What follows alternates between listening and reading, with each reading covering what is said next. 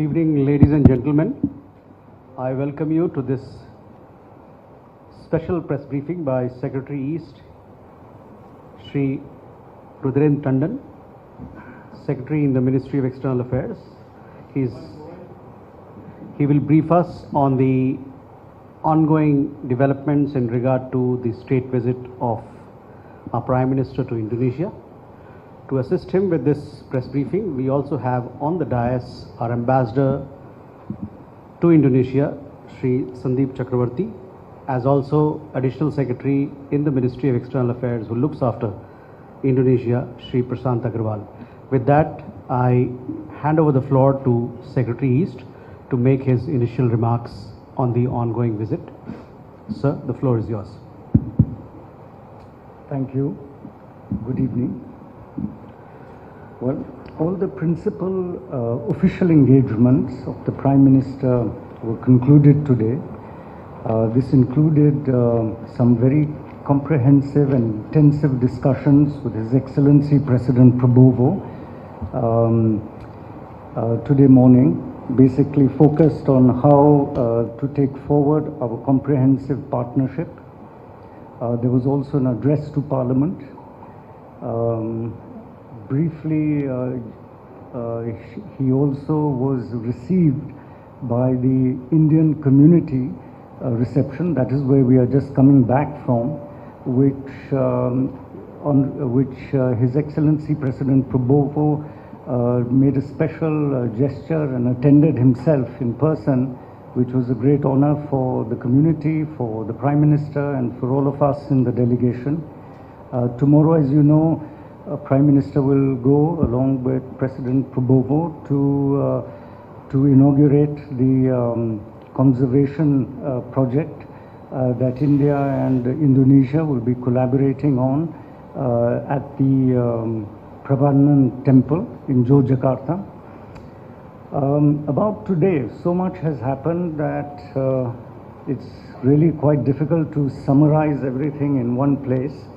The day was full of friendship, emotion, apart from the hard work, a lot of bonhomie, a lot of color, a lot of energy we were observed. It started, of course, with the formal ceremony at the Mardana Palace, at the Presidential Palace. But it was clear to all of us in the delegation that this was much more than just state protocol.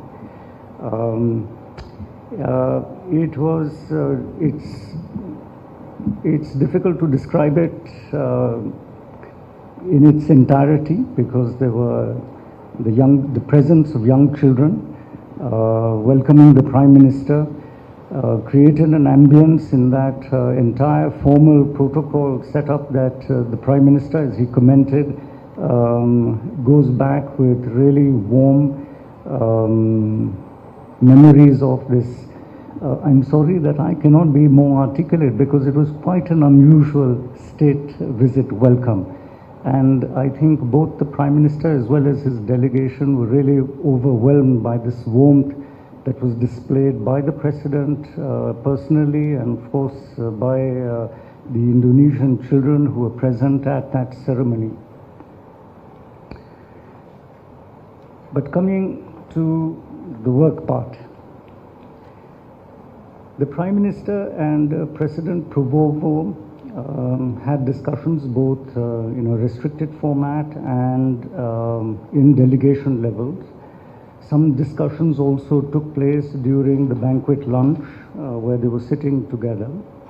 On the margins of these talks, several bilateral agreements have been concluded. There are so many that I'm not going to list them all out because they've been shared with you as part of the press release.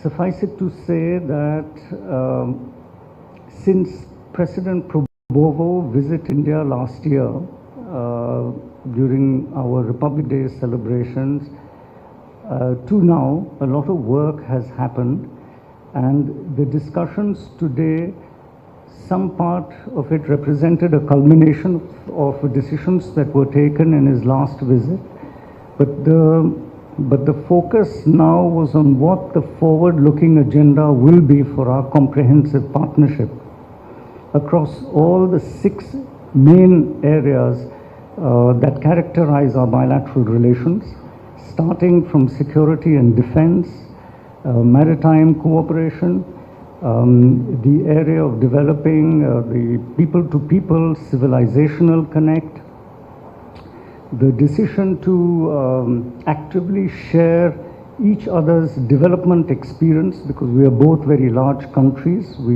Our governments are involved in development work, getting our populations who are, who are afflicted by poverty out and giving them better quality of life. So there was a lot of exchange on that. There was also discussions on how India and Indonesia could collaborate at the international level to strengthen the voice of Global South, working at the UN, working in new formats like the BRICS, which have become very important in the changing global environment. In fact, the Prime Minister described this new vision for the collaboration between India and Indonesia in a speech to the Parliament, and he invited the Indonesian parliamentarians to share in the process of what he termed as the Ganga Mahakam vision for India-Indonesia's comprehensive strategic partnership over the next 25 years, to describe the type of work that must be undertaken going forward. Coming to more specifics, the discussions on defense and security were fairly significant. As you know, we already have a fairly comprehensive defense collaboration going on, but mainly restricted to cooperation activities between our militaries.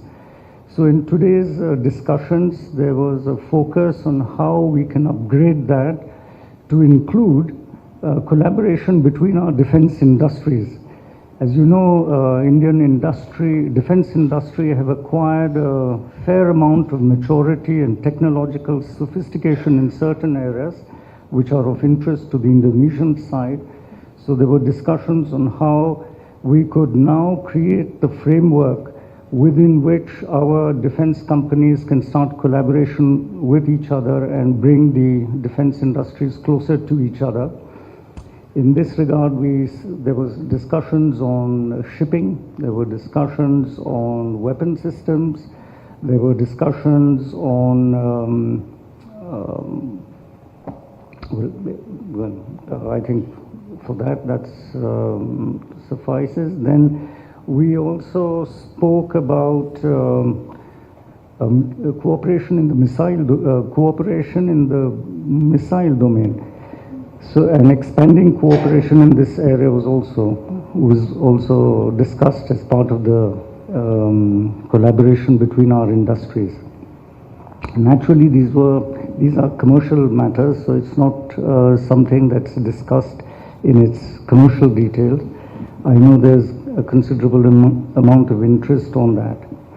In the maritime cooperation domain, you will recall that when Prime Minister visited Indonesia in 2018, both countries had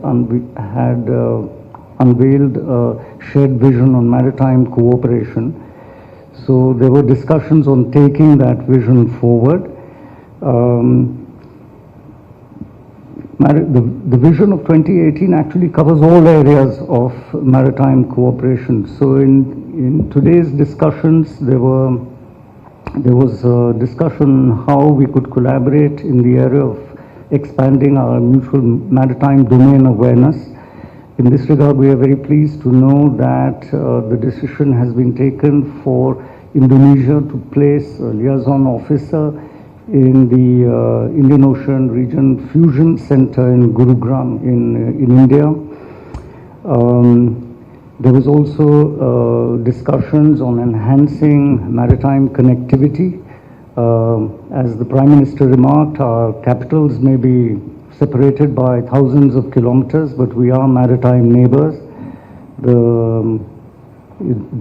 mean, there's a difference. There's a distance of 150 kilometers between two of our islands in Andaman Nicobar and the closest island in Indonesia. There was a discussion on enhancing collaboration between our coast guards. In fact, on the sidelines of these discussions, an MOU has been signed to renew the collaboration activities between our coast guards. There was also interest expressed by the Indonesian side in the Great Nicobar Island project that India is doing, and we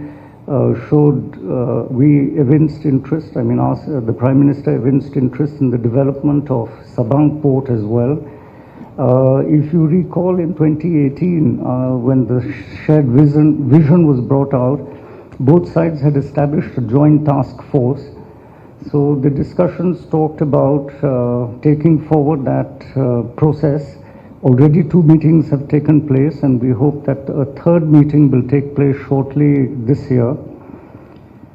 The Prime Minister and the President also discussed how to expand our economic collaboration.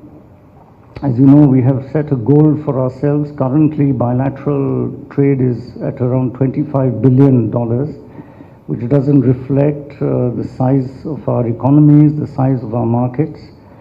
So discussions centered around taking forward cooperation in areas such as critical minerals, in joining our innovation ecosystems, in getting our digital infrastructure to collaborate, so that, there was a discussion on how to link our payment systems, our digital payment systems to the Indonesian payment systems. There were discussions on expanding cooperation in the pharmaceutical industry in that area. As you know, India is known as the pharmacy of the world. Indonesia has an elaborate public health system that requires high quality drugs at low prices. So this was identified as a potential area of collaboration. There were other areas like food processing. We talked about mining, critical minerals.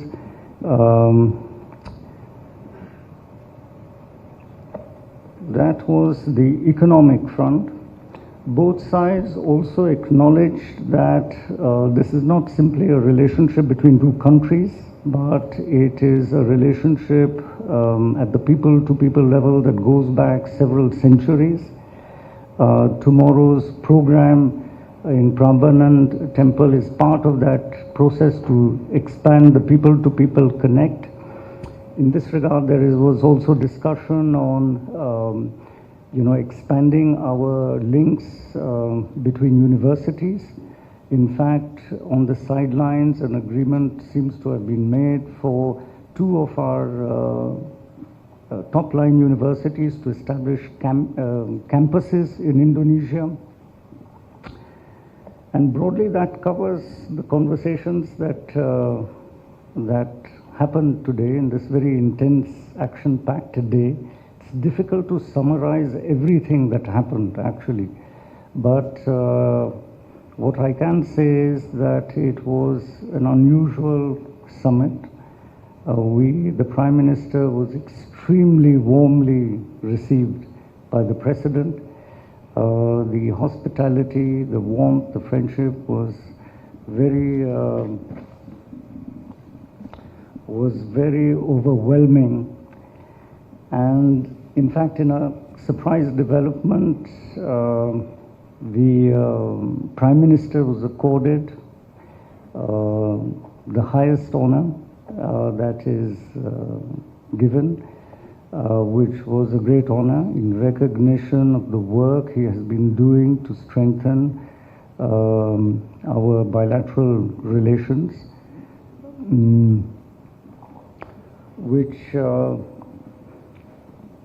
and also, of course, the gestures of the fighter jets receiving him as he entered Indonesian airspace, and the special gesture by President Prabowo for receiving him personally at the airport. Taken together, it was quite an overwhelming visit. Of course, a lot of work has happened, but it was the atmosphere which I've not been able to capture appropriately, but it is certainly an unusual and an excellent visit from our side. Are there any questions? Sandeep, would you like to add something, or we can take questions? We should take questions. Okay. So we now open the floor for questions. Please introduce yourself, and please keep your questions focused on the visit. So we go here. Here, the mic will come to you. My name is Jayanti from the Jakarta Globe. I would like to ask about the BrahMos contract that was announced during the visit. May we know the value of the contract and how many units has Indonesia bought? Thank you. Okay. Take one more. Okay. You had a question there? Yeah, please. So, yes, my name is Natsumi Kawasaki from Nikkei Asia. Related to this BrahMos supply, when are the actual missiles are going to be supplied to Indonesia? Thank you. Okay, let me answer. Hello, I'm Reza from Nikkei Asia. I want to ask two questions. Maybe what kind of cooperation will take place between the National Mineral Company or Perminas and the Midwest Group? Our research ministry this afternoon said that both companies have a plan to build a factory and industrial facility in Indonesia. Can you elaborate the plan and the specific structure of or scope of their partnership? Thank you. Okay, let me answer the defense questions first. Yes, BrahMos was discussed. It is an important part of the industry-to-industry collaboration that the two leaders are trying to develop, taking our defense cooperation relationship to the next level. However, commercial agreements are not really discussed at the highest levels. Those are left for the companies to sort out.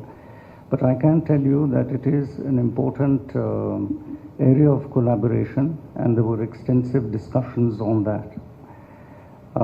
Insofar as mining, again, as I said, that leaders, when they sit down, they don't discuss the details of commercial agreement. Suffice it to say that this is an important area of our economic collaboration and falls under the comprehensive strategic partnership, because mining and critical minerals have become a very important issue for both countries. We have a great demand. We have an industry that is capable of investing. Indonesia has considerable resources in this area, and this is a basis for a very close economic collaboration in this area. Sandeep, you want to say? Just adding to what Secretary said in the Midwest Perminas discussion, the idea is to take advantage of the heavy rare earths that are available in Indonesia, and there will be a project in Indonesia along with technology transfer, develop technology in India and make rare earth magnets in Indonesia for the global market. So that is the understanding, and now in subsequent contracts the whole project will unfold, but there is a broad understanding of what they want to do. And recently a Perminas delegation visited India, and they saw firsthand our capabilities, and it is a technology transfer come co-design, co-built installation in Indonesia. So the beginning has been made. Okay, we have a question there. Okay, hello, my name is Kuntum from State News Agency Ansara. Excellencies, During the bilateral meeting with the President Prabowo, Prime Minister has expressed his support for the digital payment system integration among UPI and Indonesia system CRIS. Could you provide us more details on the specific step and also the initiative that India will take to realize this plan? Thank you. I'll take that question. You see, discussions between UPI and the 4 Indonesian switches and Bank Indonesia are going on. The technical discussions are going on, and we hope to conclude the discussions and the technology integration very soon. So this is work in progress at a very advanced stage, and since both the leaders have expressed interest that we quickly do it, I'm sure the message has gone out to people who are negotiating it to quickly conclude those negotiations, and I'm hopeful that by the end of the year we will find integration between CRIS and UPI. We have a question here, please.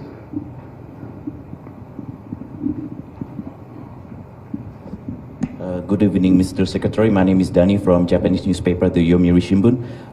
In regards to the agreements on BrahMos and the air-to-air missiles that were announced today, could you further elaborate on the benefits of these defense agreements, cooperations between for Indonesia and India? Thank you. Okay. We have questions there. Sudhakar?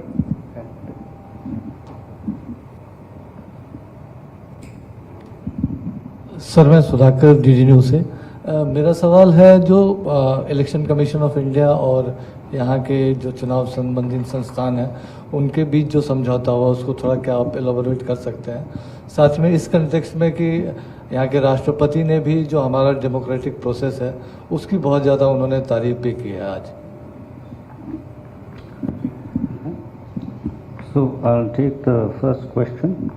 For the details of the MOU between the election commissions, I'll give it to the ambassador. So the benefits, of course, we are both developing countries. We have decided that we will collaborate with each other to help each other. This is part of defense collaboration, is very much part of the comprehensive strategic partnership that we have.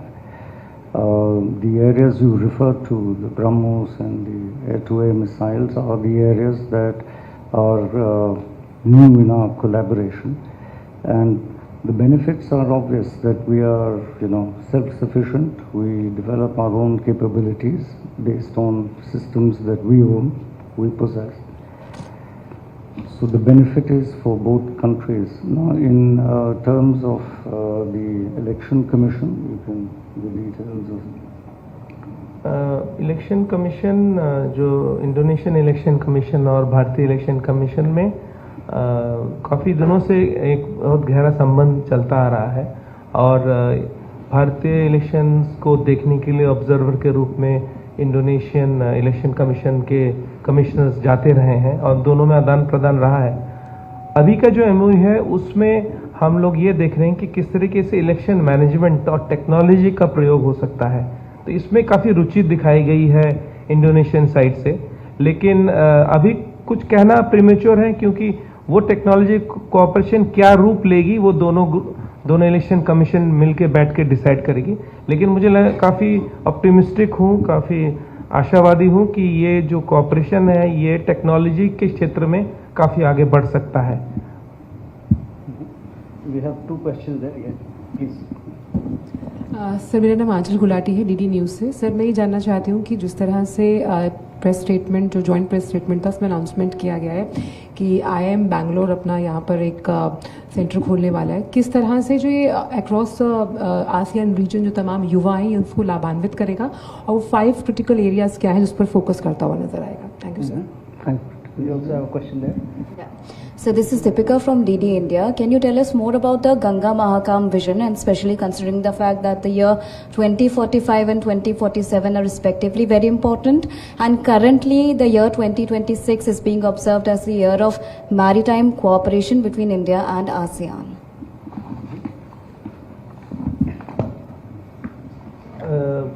जो IIM Bangalore का सवाल आपने उठाया, तो सिंघसारी special economic zone जो शिक्षा पर dedicated है मालांग में, ईस्ट जावा में, उनके स्पेशल इकोनॉमिक जोन और IIM बेंगलोर के बीच में कल समझौता हुआ और वो कैंपस शुरू करने वाले हैं बहुत जल्द, और ये पहला कैंपस होगा IIM बेंगलोर का विश्व में, और मुझे जितना लगता है कि विश्व में ये दूसरा IIM का कैंपस है। अबू धाबी में कैंपस है और द्वितीय कैंपस यहाँ खुलने वाला है।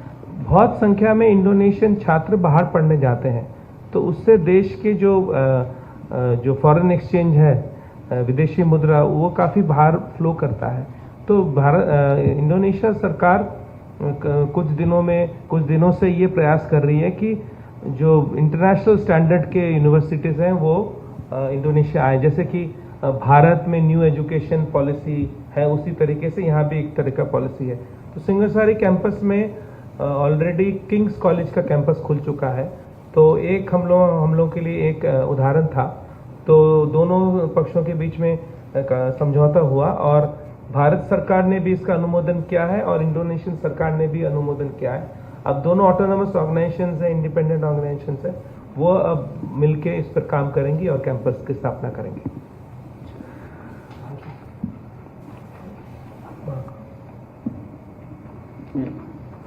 So the Ganga Mahakam vision for the relationship, we've been working on the bilateral relationship now very aggressively since 2018.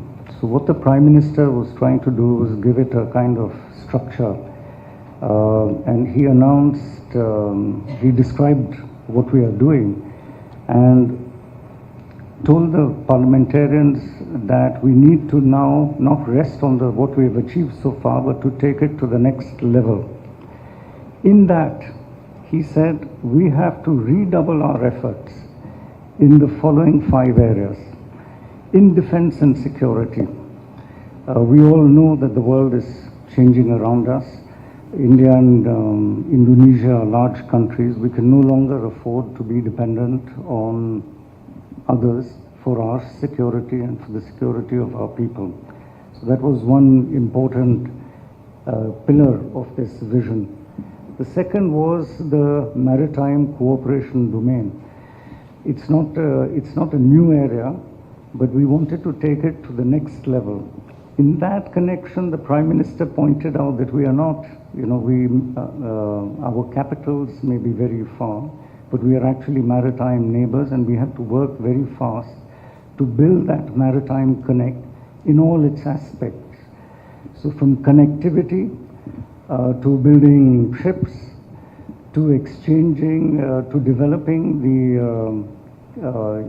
connect, the people-to-people connect. In fact, in this context, he spoke about Indonesia participating in the largest maritime museum in Lothal that is under development. And there is a lot of evidence to show that our maritime links go back into antiquity.